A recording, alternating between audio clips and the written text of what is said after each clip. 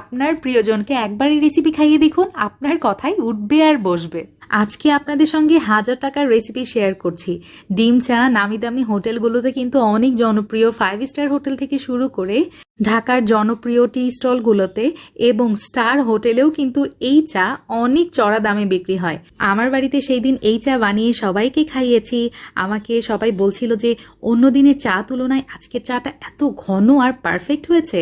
আলহামদুলিল্লাহ। যারা কিনা ঘন কড়া চার পাশাপাশি একটু ডিফারেন্ট ফ্লেভার পছন্দ করেন তাদের জন্য আজকের আমার রেসিপি একদমই পারফেক্ট। অ্যাট ফার্স্ট আমি চায়ের কাপে মেপে এখানে পানি নিয়ে নিচ্ছি। এখানে আমি 2 কাপ পানি একটা জারে নিয়ে নিয়েছি এবং এই পানিটা একটা সাইডে রেখে দিচ্ছি।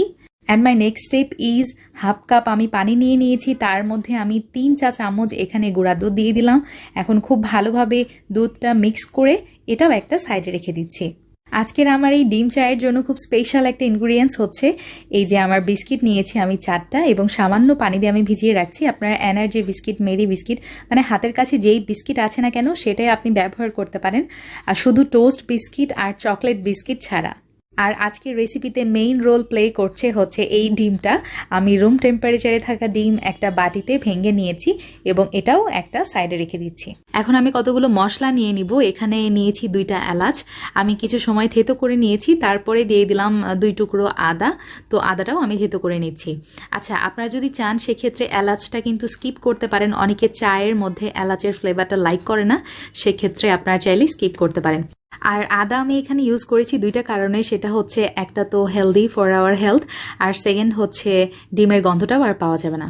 তো ডিমের সাদা অংশটা বাদ দিয়ে আমি শুধু কুসুমটা নিয়ে নিলাম। আর যারা এই পর্যায়ে নাক সিটকানি দিবেন তাদের উদ্দেশ্যে বলবো থাই সুপও কিন্তু ডিমের কুসুম দিয়েই তৈরি করা হয়। আর আমাদের প্রতিনিয়ত বিভিন্ন ডেজার্টে বিভিন্ন রান্নায় কিন্তু ডিমের কুসুম ব্যবহার করাই হয়।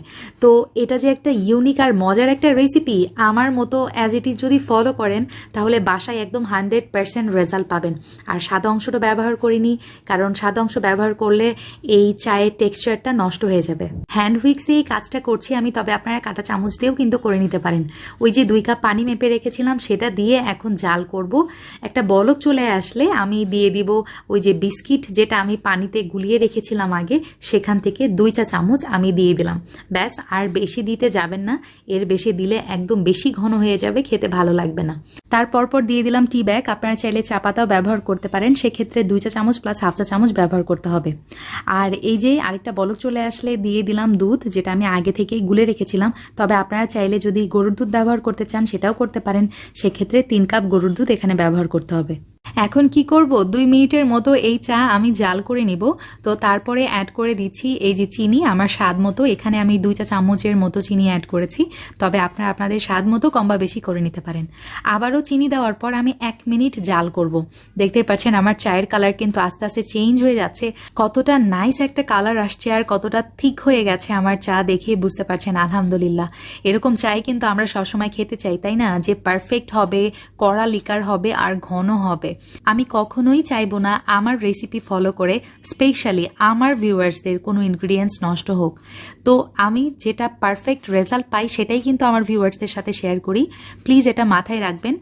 আর এইটুকু বিশ্বাস হৃদয় ফেরদৌস খান চ্যানেলের ওপর আমার ভিউয়ার্সরা রাখতেই পারে, এটা আমি জানি। তো যাই হোক, আমার চুলাটা বন্ধ করে দিয়েছি। আলহামদুলিল্লাহ, আমার চাটা কিন্তু একদম রেডি। এখন গরম গরম চা আমি কাপে সার্ভ করে দিচ্ছি। খেতে অসম্ভব মজা হয়েছিল সত্যি একদম। আর আমি জাস্ট ওপর দিয়ে ছিটিয়ে দিচ্ছি কিছু বাদাম কুচি। আমার শাহি ডিম চা একদম রেডি, তবে আপনারা চাইলে এই বাদাম কুচিটা স্কিপ করতে পারেন। So what you think about my today's recipe, you can comment me below. ইনশাল্লাহ আবার দেখা হবে খুব শীঘ্রই। সেই পর্যন্ত আল্লাহ হাফেজ, আসসালামু আলাইকুম।